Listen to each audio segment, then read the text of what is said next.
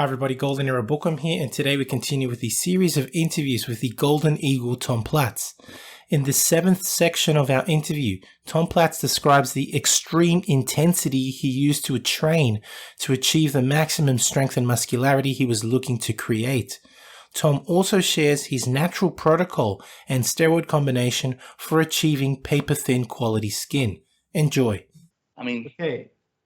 With the questions that I just asked you earlier, I get how strong you were now prior to starting steroids, how much you basically could get as heavy as you did without their use.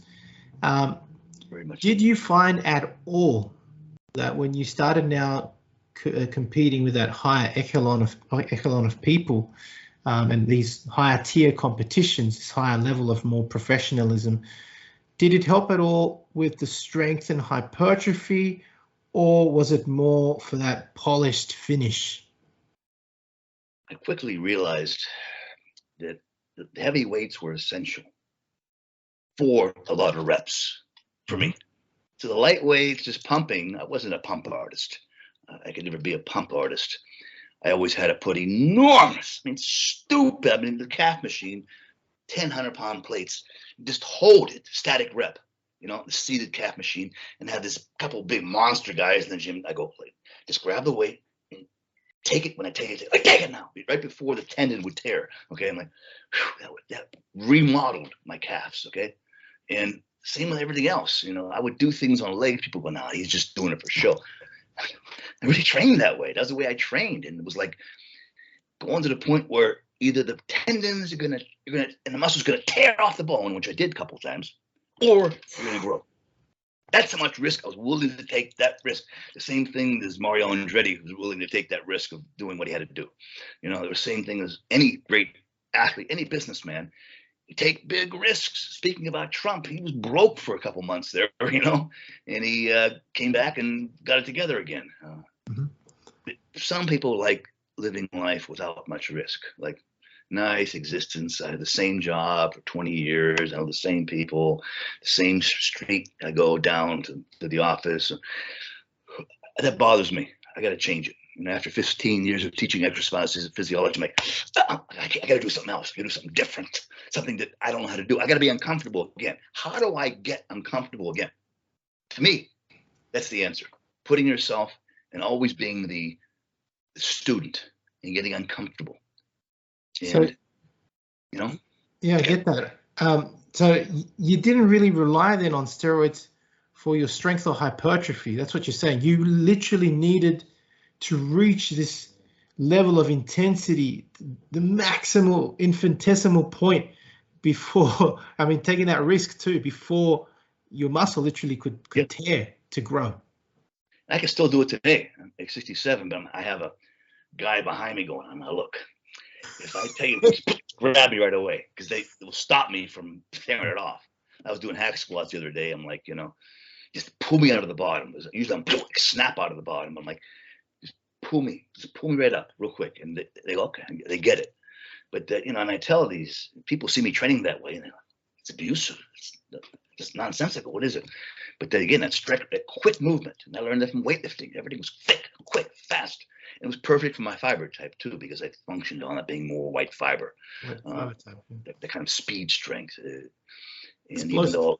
Explosive strength. Yeah, and plyometrics in every single exercise that I do. It's like, boom, fast. It's not just, that's nice. I don't do that. Okay. Yeah, so your steroid use then was only, you're saying, for polishing and giving you that final look. That's why you used such a small amount. Yeah. I had no water retention. I could lay on the beach 3 hours a day, get shredded, get baby oil and iodine. Frank Zane told me baby oil and iodine, right? Iodine, and I would lay on the beach 3 hours every single day after the workout, which was about 2 hours. Go in the salt water every hour. Switch sides. The salt water tightened the skin up. That's awesome. So I'm depending upon the environment and natural circumstances with 20 milligrams of Winstrol a day and a shot of Deca a week. That's awesome. That's all I did. That's it. If people don't believe it, oh yeah, he's not telling. Why would I lie about it? And it was just, I tell you that salt water, and I learned this from all the guys at that time. By the time, that's why the Mr. Olympia contest is always like September, August, end of the summer, to where you could give us time to get great tans. And I believe the tan should be perfect. I should be glowing.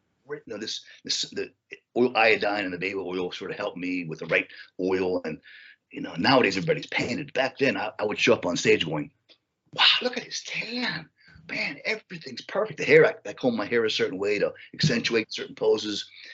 Now, when I walked through the lineup, I had these legs. The judges didn't know what to do with me. They were representing California, the dream, the skin, the blonde hair, these monster legs. What do we do with this guy? I don't know. Let's put him in the top 5, I guess. I don't know. But that was my livelihood for a good 15 years. That was my daily activity. 2 hours in the workout in the morning, 3 hours on the beach, go home and recover. And I never trained twice a day, usually. I did a little bit, but if I did aerobic work every 4 days, that was enough. Rode the bike, for every 4 days, outside, not inside. I'm going to go out and do stuff outside. But, awesome. that's, and so by the time I went to Columbus, Ohio, for the Mr. 81 Olympia, I'm like, perfect. Artie Zeller's like, Tom, don't change anything. Just go to the show the way you look right now. Franco Columbo's like, you would win if the show was there. Arnold's like, you're the winner today.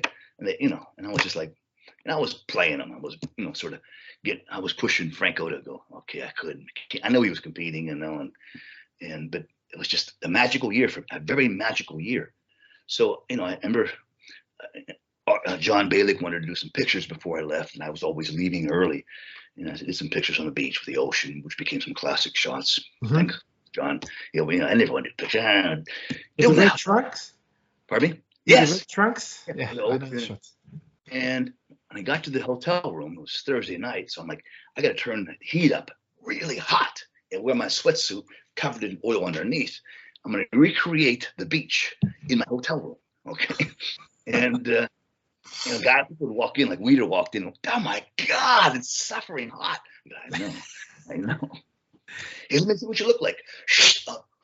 I remember Jim Wright was the old editor of science editor of Muscle and Fitness, and he walked in with Joe Weeder, and it's like, it's one of those years, people look at you like they're lost for words, and they look at you. Yeah, you look pretty good, And I knew it was one of those years when there was no doubting. It was just like everything came together. And again, it's only 1 or 2 years you can get that. And you have to milk it when you get it, unless you're, you can have off years if you're that kind of guy, Mm-hmm. Which I didn't have. But what I do have is this mentality, and I have the beach, and I have the gym, and I have the ocean water, and I can do it. Only a little bit of white wine too. Okay. That's what they got. Yeah, so dehydrate a little bit. Yeah, you just all the surface extracellular water, plus it had the perfect potassium-sodium relationship, as far as pre-contest. White wine. Awesome. Yeah, white wine. Usually a Chardonnay, but nice. That's classic. That's class. Mass with class. You got to be silly. You got to have fun with this, and I did. And there was some gruesome, hard, crazy workouts. Yeah, I'd fall in my car and barely make it home, and that was good. That was like recognition. Thank God for letting me train this hard. I could recover. I know that. And when I went to the 81 Olympia, that was like, it was one of those. It's so magical. It's just a time where everybody else knows, and every day you're in the gym, everybody's like giving you the nod. So I'm like, it's my year. I'm going. Franco, I'll see you there. And I purposely trained in front of him all the time, and hit shots at him, and boom. I was like, good to see you, Franco. Arnold's like, I can just see him there. What are we going to do? And Franco's training partner was a good friend of mine, Tony Nowak. Yeah. Tony Nowak solved problems for a living, for people. One time I got in a fight with some guy who was huge, and I was messing with his girlfriend. I didn't know that they were together. She was a hot Italian girl, and he punched me in the face, and this big guy who was. So I called Tony. Tony, I don't know what to do with this guy. He goes, "You want me or do you want the gun?" I'm like, "I can't shoot anybody, Tony." He goes, "Give me a second, make a phone call." The next thing, within 10 minutes, the guy who punched me in the face was, coming to my house. "Can I take you to lunch? I'll take you to lunch. I'm so sorry." And I'm like, Tony took care of problems for Arnold. Anybody, he was the was it my cousin Vinny, whatever it is. He was the mafia related, sort of, not really, but maybe he is. We don't know. Okay, and he could do anything. He had girlfriends. Like, oh my God, talk about beautiful girlfriends. Black goddesses. I'm like, he had drove a yellow Corvette for a while, and I'm being inundated by all these things going. So Tony was Franco's training partner that year. Yeah. And I knew Tony was like, "Class looks pretty good." I know that's okay. Arnold Franco to win, Tony. Okay. And so when I got third, my training partners and my dressing room were like, "Oh my God, how terrible! Oh my God, you didn't win the show. You lost. Should have won." I go, "Man, this is great. This is I'm under 3 in the world. The audience, this is the best thing that ever happened in my life. And let's go out there keep your head up." They were walking around with their heads down, like, "Oh, Tom, we tried so hard. We're sorry we couldn't help you." Come on, man. Went outside, and the fanfare was like, it's like being Michael Jackson for the evening, or being Lady Gaga. It was just, and they were all people that I talked to. Some of them, shook hands, but the love of doing it was so apparent. Like, it wasn't just fanfare. It was like they squatted for years in their basements, and they're sharing the energy with me, that kind of thing. But you're talking about that before. It's not just about being famous.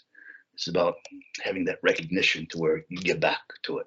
Mm-hmm. And all the working class guys from Pittsburgh and from Detroit, where I'm from, they're like, "All right, man, one of us. He's one of us. He's in there praying like a crazy man."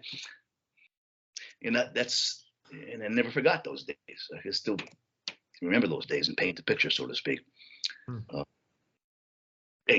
every year it was a little bit different here or there, and but probably the most, 3 or 4 months out of the year, I'd go to Europe and go to England, like for 30 days, 30 seminars in 30 days. The audience, we get bigger and bigger and bigger. And they would follow me from town to town, from play. I'm like, so at the end of the seminar was a revival. The last seminar, in London was like, wow. I was like, man, what a crazy job. It was like being a priest or a preacher. And, but people were so, that time was like, it happened. And, I never believed what was written about me. You can't believe it, all that. Like a lot of actors, entertainers, athletes, I guess I'm really, come on, man. You're just human. Yes, problems. It's just basically, I hated any entertainer, athlete that was arrogant and thought so much of themselves and conceited. Oh, that's like, wow, it's a devil passing by. Ooh, what is that feeling, And some of the actors, big name actors, I won't mention any names, but I'm like, I felt that. What the fuck is that? And one guy even said to me, "I know who you are." He's very, very, very, very, very, very famous. And he goes, I don't want to see you and talk to you right now. I'm like, okay. See you later. I love your work. But a lot of actors were like, "Tom," like a lot of directors and famous people were in the audience in '81. And so I got a lot of great things happen too. And this is life, man. This is life. Sometimes you're the kid in school being bullied, and sometimes you overpower and you figure out how to be yourself, be the best version of yourself. And, such as, again, that's my story, and I'm sticking to it. And I don't know anything else. So I do hope that you have enjoyed the 7th video from my first interview with Tom Platz. As you have heard, Tom would take his sets to the point where he felt that his muscles were going to tear off the bone, literally, taking risks to achieve the hypertrophy and strength he wanted. I also enjoyed listening to Tom's protocol of using iodine, a little bit of iodine, mixed with baby oil, salt water, of course, as in spending time in the sea and in the sun. And, that little classy drop of Chardonnay to achieve that perfect tan and that paper-thin skin that, of course, golden era bodybuilders were famous for. Now, do I believe Tom regarding his extreme training for maximum hypertrophy? Of course I do. Not only does the footage from the past corroborate what Tom is saying, but even till today, Tom pushes himself to the max and still has huge quads. Regarding his tanning program and reducing water retention using salt water, the tanning process in the sun is also easy to corroborate. All you have to do is just see pumping iron and you'll realize that Tom did indeed learn from the masters like Arnold, Robbie and Frank Zane. Further, Frank Zane claims to have also used iodine with baby oil to enhance his tan. Just read his books. And if you watch Arnold the Comeback, you can see that Arnold used to almost religiously take a shot of alcohol prior to posing in any of his competitions to further reduce water retention. It is obvious then to conclude that Tom took these little tips from the legends to enhance his physique and presentation further. If you have enjoyed the video, please give it a like, subscribe and leave your comments and click the bell button so you are notified of the next video interview. In the last video, Tom will be talking about his theories regarding changing or adapting one's body type to bodybuilding. So stay tuned, this is a very interesting video. Anyway, that's it from me. This is the Golden Era Bookworm saying bye for now. The Golden Eagle collection is now available at www.goldenerabookworm.com. Select from Upper Body Muscle Mass and Power or Tom's Classic Leg Training Manual, also known as the Bible of Leg Training. All available at www.goldenerabookworm.com.